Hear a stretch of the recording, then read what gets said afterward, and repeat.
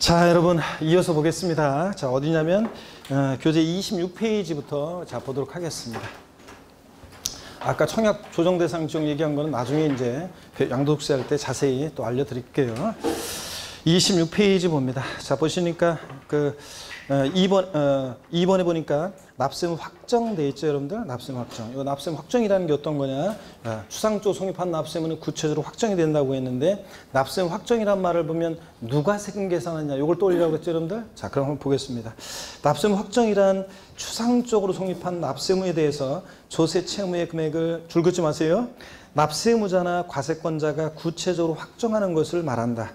납세무 확정 방법에는 신고주의와 부가주의가 있다. 신고주의는 납세무 확정을 1차적으로 누가 하고요? 납세무자가 하고, 즉 세금 계산을 납세무자가 하고, 자, 부가주의는 과세권자 결정에 의해, 과세권자가 세금 계산할 때 우린 결정한다고 하는데 결정에 의해 납세무가 확정되는 제도이다. 양가로 1번이요. 지방세는 다음의 구분에 따른 시기에 그 세액이 확정된다 그랬는데, 동그라미 1번에요. 납세무자가 과분과세액을 지자체에 신고 납부하는 지방세는 어느 때 확정이 된다고요? 신고하는 때 확정이 됩니다. 그래서 시험에서는 다음 원칙적으로 납세무자가 신고하는 때 납세무 확정되는 지방세는 국세는 이렇게 물어봅니다. 그러니까 뭐만 알고 있으면 돼? 징수 방법. 신고 납부하는 세금들 취득세, 등록면허세, 지자로 이름 시작하는 애들 4가지. 국세에서 소득세, 법인세, 부가가치세 등등등. 종합부동산세도 신고납부 선택할 때는 신고하는 때 납세무 확정될 수 있습니다. 그 다음에 기본서 나오면 나중에 이제 좀 더 그 예까지 자세히 이제 나와 있어요. 동그라미 2번 지방세, 과중과세액을 지자체가 결정하는 경우에는 자, 결정하는 때 납세무 확정되는데 어떤 것들이 그렇다고요? 재산세, 그 친구, 지역자원시설세, 특정부동산분 등등등. 국세에서는 어떤 거? 종합부동산세. 원칙적으로 뭐 하는 때? 결정하는 때 확정이 됩니다. 동그라미 3번 신고납부하자는 지방세. 취득세나 등록면허세 신고납부했어야 되는데 신고납부 안 했을 때는 자, 해당 지방세, 과중과세액을 지자체가 뭐 하는 때? 결정하는 때 예외적으로 납세무가 확정될 수도 있습니다. 그런 얘기죠? 납세무자 신고 안 하면 예외적으로 과세권자가 결정하는 때 납세무 확정됩니다. 그러면 여러분 다시 질문 드릴게요. 1월 달에 또 물어볼 거예요. 자, 여러분 봅니다. 1월 달에 또 물어볼 건데 한번 들어보세요. 등록에 대한 등록면허세는 과세권자, 납세무자, 과세권자 아니라 다시요. 등록면허세는 납세무자 신고가 있더라도 과세권자가 결정하는 때 납세무가 확정된다. OX예요. 등록에 대한 등록면허세는 납세무자 신고가 있더라도 과세권자가 결정하는 때 납세무가 확정된다. OX예요. X입니다. 원칙은 신고하는 때인데 납세무자 신고가 없을 때 예외적으로 결정하는 때 확정이 될 수 있는 거지. 납세무자 신고 있더라도 결정하는 때 확정된다. X입니다. 신고 있으면 어느 때? 신고하는 때 확정됩니다. 아시겠습니까, 여러분? 이거 몇몇 분은 이해가 안 된다는 표정인데. 아니, 원칙 신고납부하는데 신고하는 때 확정이 되는데 취득세나 등록면허세 신고납부하는 애들은 근데 신고 있으면 신고하는 때 확정이고 신고 없을 때 예외적으로 결정하는 때 확정될 수도 있는 거지. 원칙은 신고납부인데 예외적으로 이제 무신고하거나 불성실을 신고하면 이제 보통징수하니까 그런 거지. 신고 있더라도 결정하는 때 확정된다. X입니다. 아셨죠? 예. 신고 있으면 신고하는 때입니다. 자, 됐고요. 그 다음에 27페이지 양가로 2번은 지금 배울 게 아닙니다. 나중에 알게 됩니다. 지금은 시간 쓰지 마세요. 제가 보지 말라고 하는 거 그냥 넘기세요, 여러분들. 꼭 지금 상태에서 알려주면 오히려 헷갈리거나 그런 것들을 일단 넘어가는 거예요. 그래서 나중에 이제 다 이렇게 다 저절로 시간 지나면 다 알게 돼요. 그런데 또 배우게 되고 그런데 요만큼 알게 된 상태에서 어떤 지식을 받아들이면 쉽게 받아들일 수 있는데 자, 요거를 한꺼번에 설명하면 헷갈려 버리는 게 있어요. 그래서 그런 것들을 강의를 아직 안 하는 건데 꼭 보지 말라고 하는 걸 보고서 꼭 나중에 이제 카페 같은 데라든가 회사 이제 홈페이지 같은 데 보면 꼭 보지 말라고 하는 걸 보고서 질문하는 사람들이 있어요. 아유, 진짜 그냥 저 나이가 어리거나 옆에 있으면 그냥 꼴 보면 딱 때리면서 보지 말라고 그랬잖아. 내가 그렇게 하고 싶은데 또 그렇게 질문하시면 또 어쩔 수 없이 내가 답글을 달아드리는데 봐봤자 이해가 잘 안 되고 또 설명을 하려면 장황하게 설명을 해야 되잖아요. 그러니까 보라는 것만 보시면 돼요. 양가로 2번은 지금 볼 필요 없습니다. 제2절 봅니다. 자, 추상적으로 성립하고 구체적으로 확정된 납세무는 소멸하는 과정을 거칩니다. 자, 성립 확정된 납세무는 납부 충당 등의 원인으로 소멸한다 그랬습니다. 납세무 소멸하는 소멸 사유가 이제 5가지가 나와 있어요.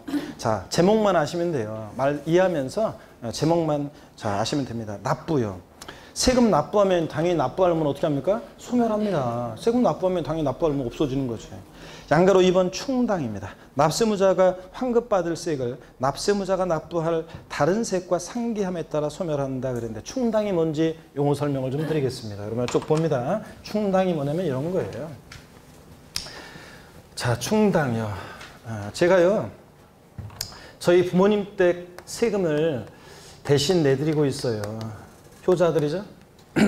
그렇잖아요, 여러분들. 제가 저희 부모님, 원래는 지금 사실은 집을 이사 가야 되는데, 원래는 부동산 투자로서도 그렇고, 투자 가치로서도 그렇고, 여러 가지 이사 가야 돼요. 원래는 몇 년에 한 번씩 집을 이사 가는 게 제일 좋아요. 그러니까 일반 보통 서민들은 집 한 채 있는 서민들은 몇 년에 한 번씩 사실 집을 자꾸 이사 가는 게 좋아요. 한 2, 3년에 한 번씩 집을 자꾸 이사 가는 게 좋다고요. 그런 게 돈을 불리는 길이에요, 이렇게. 자꾸 이사 가야지. 이사 갈 때마다 돈 몇 천만 원씩이라도 얹어가지고 이렇게 하면 그거 이렇게 돈 버는 거예요. 그래서 자꾸 이사 가는 게 좋은데, 그래서 한 집에 오래 사는 게 별로 좋은 건 아니에요. 자꾸 이사 가는 게 좋은데, 같은 동네에서라도 자꾸 이사 가는 게 좋은데, 제가 이사를 못 가고 계속 지금 여러 가지 이유에 의해서 이사 가야 돼요, 원래는. 돈으로 생각해서도 그렇고, 계속 있으면 손해고, 계속 옮겨 다녀야 되는데, 원래 제가 다른 분들한테 그렇게 얘기를 하고, 당연히 이성적으로는 그런데 못 옮기고 있어요. 그냥 왜 그러냐? 저희 부모님이 연로하셔가지고 제가 얘기했잖아요. 5남매녀 7남매 중에 막내 아들 있잖아요. 부모님 바로 옆에서 지금 있어요. 일부러 부모님 옆에 왔고 옆에 있는데, 그래 저 워낙 연로하셔가지고 옆에 있어야 돼요. 제가 그래서 못 이사 가고 있어요. 그래서 그냥 부모님 옆에 있는데, 부모님 댁에 세금 고지서가 날라오면은 제가 다 다시 납부해드리고 있습니다. 인터넷으로 다 납부해드리고 있어요. 효자들이죠? 네? 돈은 받습니다. 근데 저희는 부모 자식 간에도 공과사를 분명하게 합니다. 그래서 그냥 저희 부모님이 제가 이제 어디 이렇게 모시고 갔다 오잖아요. 그러면 어디 모시고 갔다 오면 어디 이렇게 바람 이렇게 잠깐 쐬드리고 이렇게 저 바람 쐬려고 이제 이렇게 모시고. 근데 부모님 가까이 있으니까 이런 게 있어요. 뭘 먹더라도요, 고기를 먹다 보면 목이 걸려요. 그래가지고 꼭 저 혼자 못 먹고 꼭 부모님 모시고 가서 먹고 또 꼭 그래요. 그래서 혼자 이렇게 그렇게 못하고 그런 게 있어요. 그러다 보니까 꼭 같이 모시고 가서 먹고. 그런데 어디 모시고 갔다 오면은 꼭 있잖아요. 굉장히 연로하신데도 불구하고 경제적인 능력이 있으셔요. 그래가지고 어디 갔다 오면은 꼭 저 차에 봉투가 어디 있어요. 나중에 보면 차에 봉투가 있어요. 그래서 잘 봐야 돼요, 세차할 때. 그래서 세차할 때 조심해야 돼요.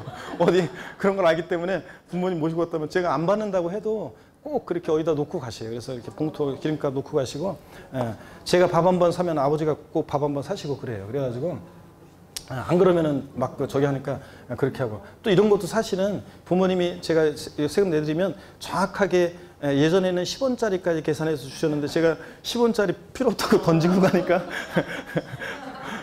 안 받으려고 하는데 주시니까 어쩔 수 없어요. 이게 신랑이 싫어서 사실 받거든요. 근데 정확하게 계산해서 주셔요. 딱 돈 1,000원 단위까지는 정확하게 해서 항상 이렇게 고지서하고 같이 놓으시면 제가 보고서 이제 내드리거든요.